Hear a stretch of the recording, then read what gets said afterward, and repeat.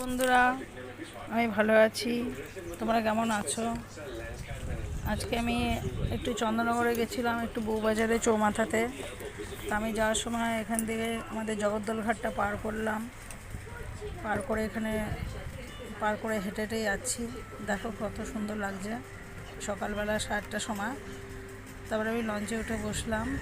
বসে এখান থেকে ঠিক 2 মিনিট পরেই পার হয়ে যায়। 2 মিনিটের মধ্যে পার হয়ে যায়, বেশি সময় লাগে না। খুব ছোটো ঘাট।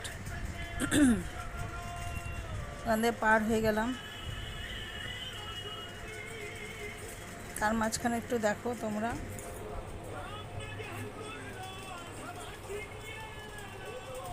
দেখছো কত সুন্দর লাগছে। তার মধ্যে দেখো আমি কী করে বসে আছি, পুরো চোখ মুখ ঢেকে বসে আছি। কারণ এত চোখে মুখে র্যাশ উঠে যাচ্ছে, আর এত রোদের ঝলকানিটা আর নিতে পারছিলাম না। তা আমি একদম পুরো নিজেকে ঢেকে নিয়ে